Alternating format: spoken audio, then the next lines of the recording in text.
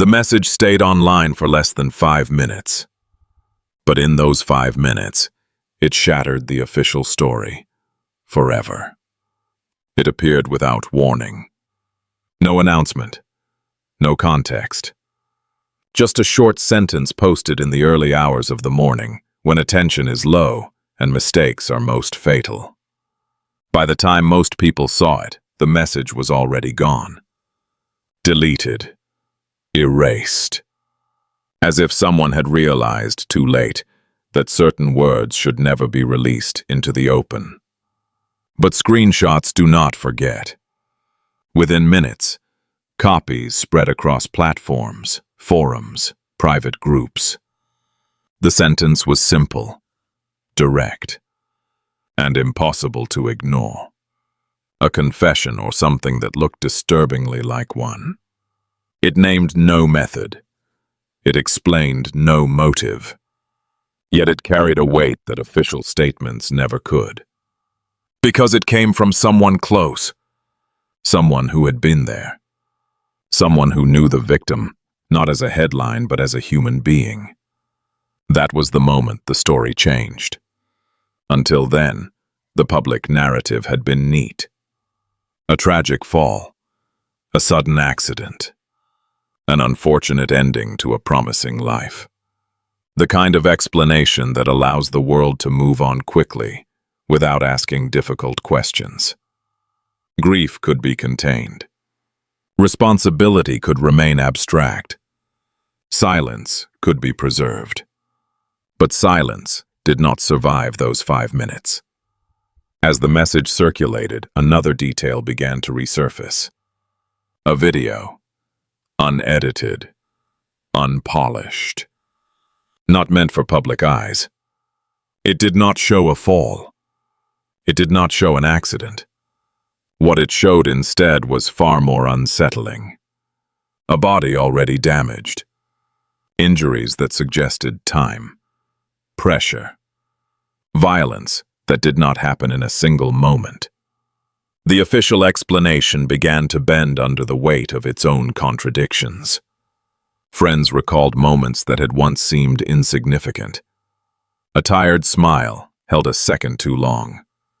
A joke that landed like a warning. A sudden withdrawal from public appearances. The refusal to attend certain gatherings. The quiet desire to leave. To disappear. To choose a different life. At the time, these signs were dismissed as stress. Exhaustion. The cost of fame. Now they looked like something else. Because what the audience had seen was only the surface. Beneath it was a private world of closed doors, unspoken rules, and consequences for those who resisted. A world where attention was currency and silence was survival. A world that rewarded obedience and punished refusal, not always loudly but effectively. And then there was the detail no one could explain. A stranger, thousands of miles away, claimed she could hear him. She said it began as a disturbance. A presence she did not recognize. A voice she could not place. She had no connection to his work. No interest in his industry. No reason to invent a story that would bring her scrutiny rather than comfort. And yet she insisted that the voice would not leave. That it wanted something. That it needed the truth to be spoken, because it had not been spoken while he was alive. You can dismiss this as coincidence, as imagination, as grief projected across distance. But even skepticism must pause when the details begin to align, when information emerges that had not yet circulated publicly, when fragments match wounds, when timelines overlap, when the dead seem to know what the living refuse to say. This is not a story about believing in spirits. It is a story about what happens when a voice is taken too early and the silence that follows becomes unbearable. Because if he did not fall, then the question remains. If he did not fall, Then who decided that this was how his story would end? There are moments in an investigation when speculation must step aside. When belief, doubt, and emotion are forced to wait outside the room. What remains are the things that can be seen. The fragments that exist regardless of interpretation. Images, timelines, physical details that refuse to align neatly with official explanations. This is where the story becomes uncomfortable. The first piece of material that challenged the accepted narrative was not a rumor or a psychic claim. It was a video, short, grainy, circulated quietly at first, then with growing urgency. Those who watched it did not see a fall. They did not see panic or chaos in the way accidents often unfold. What they saw instead was stillness. A body already compromised. Movements that suggested exhaustion rather than impact. Most disturbing were the injuries. Independent observers, some with medical backgrounds and others relying only on common sense, pointed out inconsistencies. Bruising patterns that did not match a single traumatic event.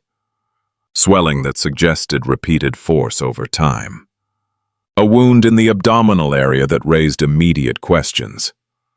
Falls cause damage, but they do not usually carve deep, localized trauma in places protected by bone and muscle. These details alone did not prove anything, but they forced a pause. Because when a narrative is true, it does not fear scrutiny.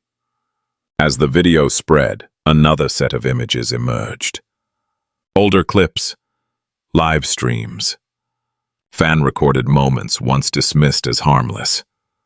In these recordings, the victim appeared thinner, his posture guarded, his eyes often unfocused, as if listening to something no one else could hear.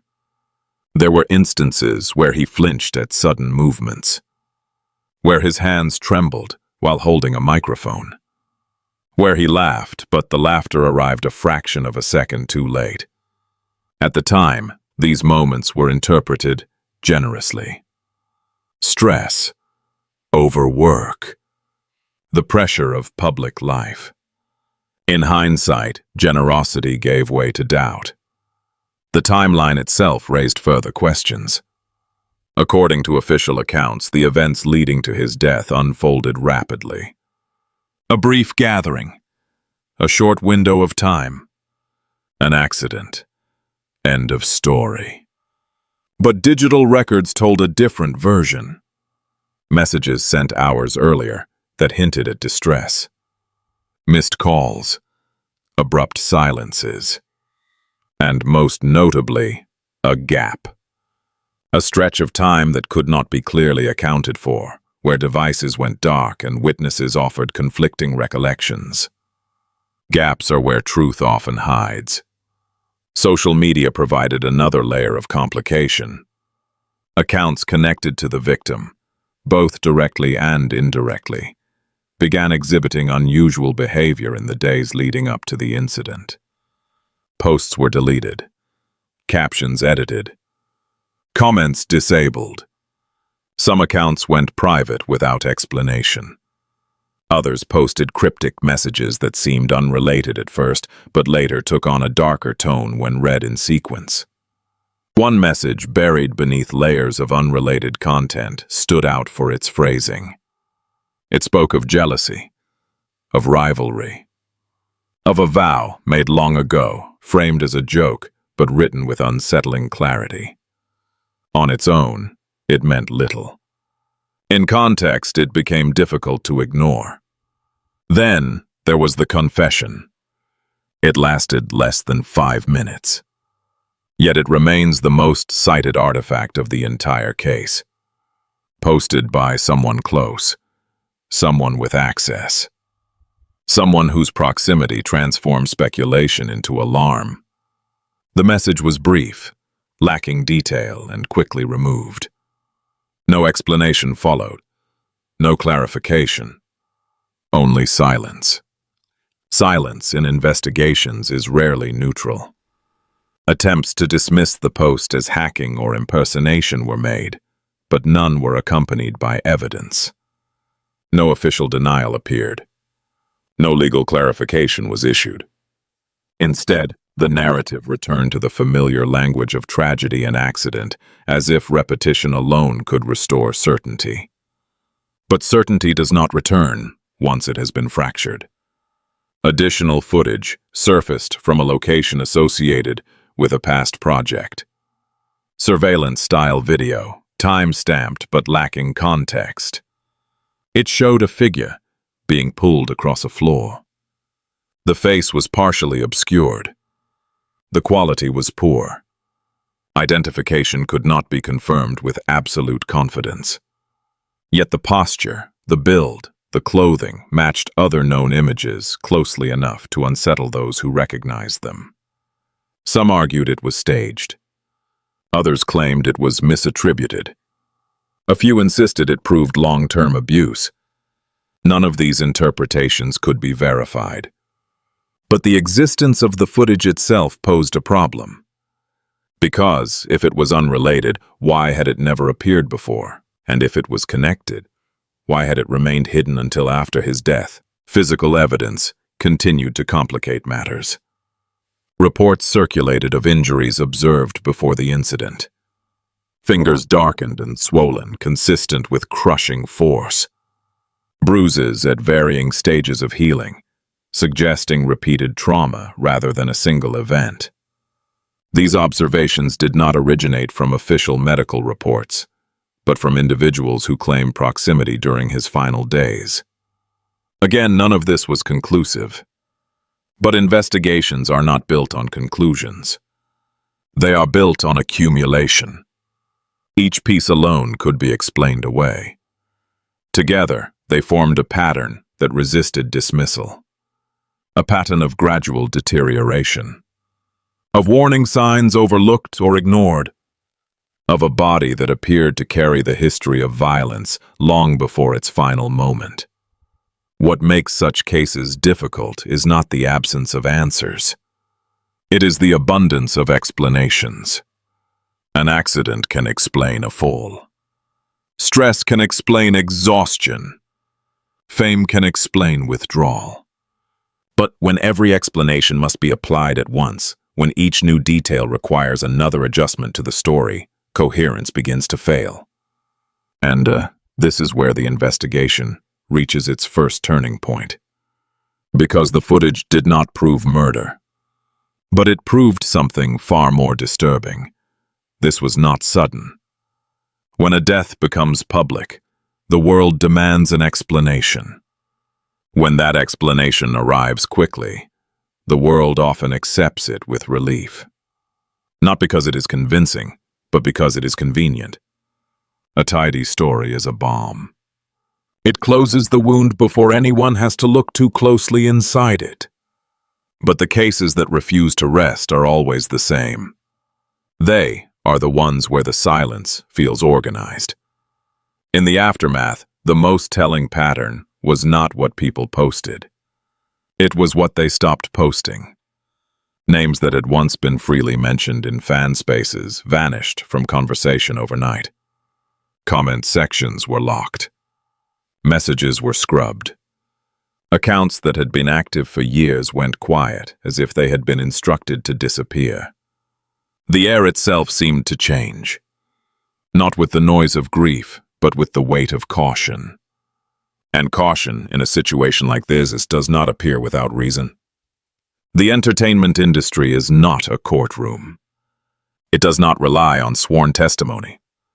It relies on access, on invitations, on private rooms where the rules are different and the consequences are rarely public.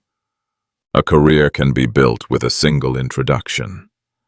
It can also be dismantled with a single refusal.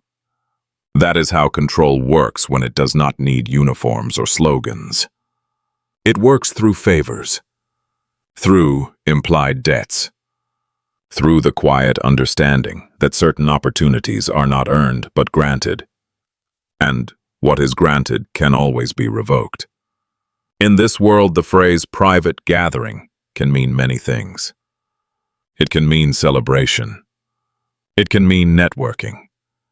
Or it can mean a door that closes behind you, with no clear way to leave without paying a price. Those who survive learn the difference quickly. Those who resist often learn it too late. The rumors around this case, stripped of their most sensational edges, share a core theme that is painfully familiar in many industries, shaped by status and proximity. The victim wanted out. Not out of work, out of a pattern. According to circulating accounts, he began refusing certain invitations. He spoke less in private circles. He withdrew from environments that made him uneasy.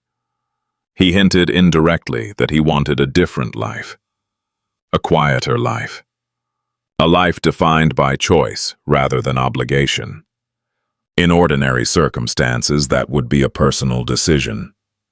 In closed systems, it can be treated as betrayal. The idea that someone could leave threatens more than a schedule. It threatens the illusion that the system is voluntary. If one person walks away, others may realize they can walk away too. That is when the pressure begins. Not always with visible violence. Often with something more effective: isolation. Isolation is not dramatic. It is procedural. You stop receiving calls. You stop being included. You arrive on set and notice that conversations pause when you approach. Assistants avoid eye contact. Colleagues become cautious, not because they hate you, but because they do not want to be associated with risk. A reputation can be weaponized without a single accusation ever being stated aloud. This is how a person is made alone while still standing in a crowd. The public rarely sees that process. What the public sees is the polished result, a person who appears distant, tired, unpredictable. And then when something happens, the public is told that it was inevitable, that they were unstable, that they were overwhelmed, that they were fragile. It is an effective story because it is plausible. But plausibility is not proof. In the days after the death, certain voices attempted to redirect attention toward character and away from circumstance. The tone was subtle. It suggested exhaustion. It suggested personal issues. It suggested misfortune. These are not inherently dishonest explanations. They are simply convenient ones because they require no second question. The second question is always the dangerous one. Who benefited? In this case, the benefits were not necessarily public. They were structural. A crisis, if contained, protects careers. It protects contracts. It protects investments tied to release schedules and brand partnerships. Silence is not only emotional in such an environment. Silence is financial. And the financial incentives do not require a political frame to be powerful. They only require a network of people whose comfort depends on the same unbroken story. That is why public pressure was treated as a threat. Not because it would expose a grand ideology, but because it could force attention onto private behavior. It could force someone to answer questions they had never needed to answer. It could make hidden rooms visible. This is also where the moral burden becomes unbearable. Because a system does not operate alone. It requires participants. It requires bystanders. It requires people who tell themselves they are not responsible because they did not strike the blow. But responsibility is not limited to the moment of violence. It includes the moments leading up to it. The warnings overlooked. The discomfort ignored. The jokes that should have sounded like alarms. The whispers heard and dismissed as gossip. The small decisions to stay quiet because speaking out feels dangerous, inconvenient, or socially costly. In the aftermath, we often ask why victims did not ask for help.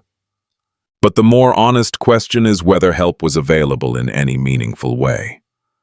In environments where survival depends on being tolerated by those with access, asking for help can become indistinguishable from self-destruction. That is the trap. When the only escape is also the punishment, people learn to endure. And when endurance becomes routine, the system learns something else. It can continue. By the time the public notices, the damage has usually been done. Not in a single night, not in a single fall, but through a slow erosion of agency, voice, and safety that happens behind closed doors while the public applauds the performance under the lights. That is why this case is more than a question about a single death. It is a question about the cost of silence, and the people who paid it, and the people who collected it. Because silence did not protect him. Silence did not protect him. It only taught the system that it could continue. There is a moment in certain cases when facts alone are no longer enough to explain why a story refuses to end. When evidence has been gathered, timelines examined, and motives questioned, yet the unease remains. It is in that space, where logic reaches its limit, that people begin to listen for something else. This is where the line between investigation and belief becomes thin. The woman who came forward did not claim expertise. She did not present credentials or promise answers. In fact, she hesitated before speaking at all. According to her account, the disturbance began quietly. Not as a voice, but as pressure. A persistent sensation that someone was trying to reach her attention, intruding on her thoughts without invitation. At first, she dismissed it. She had no connection to the victim. She did not follow his work. She did not belong to his cultural sphere. There was no obvious reason for his name to appear in her mind, let alone with urgency. And yet the sensation returned. Again and again, until ignoring it became more difficult than acknowledging it. When she finally spoke, she framed her experience carefully. She did not ask the audience to believe. She asked them to listen. What she described was not a coherent narrative, but fragments. Emotions, images, physical sensations. A sense of confinement, of exhaustion, of fear that did not spike in a single moment, but lingered, heavy and constant. She spoke of pressure applied not only to the body, but to choice itself. Of being cornered, not by one person, but by circumstances that left no clear exit. Skeptics were quick to respond. They pointed out the lack of verifiable proof. They questioned motive. They warned against projection and coincidence. These objections were reasonable, necessary even. Extraordinary claims demand restraint, not enthusiasm. But something complicated the dismissal. Some of the details she mentioned had not yet circulated publicly. Specific injuries, patterns of behavior, references to past moments that at the time of her statements were known only to a small circle. These overlaps did not confirm anything supernatural, but they disrupted the clean separation between known facts and imagined ones. Coincidence is common. Repeated coincidence is harder to ignore. She described the victim not as a symbol, but as a presence marked by frustration rather than rage. He did not speak of revenge. He spoke of being unheard, of having tried indirectly and carefully to signal distress without triggering retaliation, of believing that survival required silence until silence itself became unbearable. What unsettled listeners most was not the content of her words, but their tone. There was no drama, no theatrical urgency, no attempt to sensationalize pain. Instead, there was fatigue, a sense that whatever was being communicated had been repeated too many times, to too many people, without effect, as if the message itself had grown tired of being ignored. She also spoke of warning, not in the form of prophecy but consequence, that systems built on secrecy do not collapse suddenly. They erode. That those who rely on silence often underestimate its cost. That exposure does not always arrive as justice, but as unraveling. Careers decay. Relationships fracture. The pressure that once moved in one direction reverses, slowly and unevenly. Again, none of this could be proven, but the timing was difficult to dismiss. Shortly after her statements, renewed attention fell on overlooked details. Old footage was re-examined. Past comments were recontextualized. People who had once dismissed concerns began to speak more cautiously. Not openly, not directly, but enough to suggest that discomfort was spreading. This is how such stories persist. Not because everyone believes the extraordinary explanation, but because the ordinary ones no longer feel sufficient. There is also a psychological truth that investigators rarely acknowledge publicly. Unresolved deaths do not remain confined to evidence. They seep into conscience. When questions go unanswered, the human mind looks for patterns. Meaning, narrative. Sometimes it finds them in places science cannot reach. That does not make those narratives true, but it does make them powerful. In this case, the idea that the victim continued to speak after death resonated because it mirrored what many felt while he was alive. That he was present, visible, yet unheard. That his words, whether spoken directly or hinted through behavior, failed to alter his circumstances. That the only time the world listened closely was after his silence became permanent. Whether one interprets the woman's account as spiritual communication, subconscious synthesis, or symbolic expression of collective guilt is ultimately secondary. The effect was the same. It reintroduced the victim as an active presence in a story that had tried to close itself. It also forced a question that evidence alone could not answer. If the truth could not be spoken safely while he lived, why would it suddenly become quiet after his death? The discomfort lies not in believing that the dead speak. It lies in realizing that the living often refuse to listen until it is too late. And by then, the story no longer belongs to those who wanted it buried. It belongs to everyone who carries unresolved doubt. Every time they revisit a frame of video, a line of text, a moment that now feels like a warning missed. Whether it was a spirit or a conscience speaking, one thing became impossible to deny. The story refused to stay buried. Death is often described as an ending. In reality, it is a division. A sharp line between what can still be questioned and what can no longer respond. For the living, that line is a boundary. For unresolved cases, it becomes a wound that never fully closes.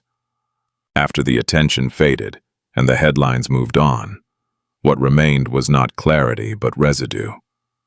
Doubt that settled quietly into memory. Images replayed without context. Words reread with new weight. Moments that once felt ordinary began to feel loaded, as if they had been carrying meaning all along, waiting for the right moment to reveal it. The industry continued. Projects advanced. Schedules were adjusted. Public appearances resumed. On the surface, the machinery never stopped. It rarely does. But beneath that continuity, something had shifted. Conversations grew cautious. Laughter sounded measured. The absence left behind by one life began to occupy more space than his presence ever had. This is the uncomfortable truth of cases like this. They do not end with verdicts or confirmations. They linger in what people choose not to say, in the questions that surface only in private, in the unease that follows whenever someone considers walking away from a system that demands compliance as the price of belonging. There were no final answers, no singular revelation that tied every loose thread together. Instead, there was accumulation of suspicion, of grief, of a growing awareness that silence, once normalized, is difficult to dismantle, and that the cost of maintaining it is rarely paid by those who benefit most from it. In the weeks that followed, fans searched for meaning in small gestures. Old interviews were dissected. Casual remarks were reinterpreted. A glance, a pause, a phrase once dismissed as humor began to look like something else entirely. Not evidence, but echoes.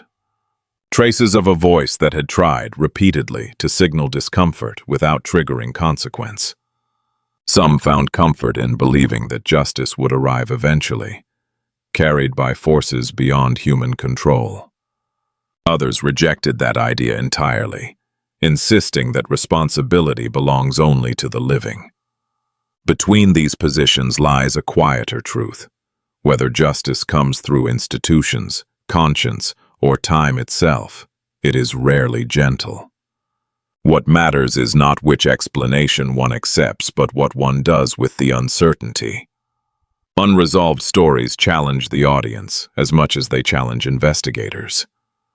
They ask whether attention is conditional, whether empathy extends beyond admiration, whether the discomfort of asking difficult questions outweighs the convenience of accepting easy answers.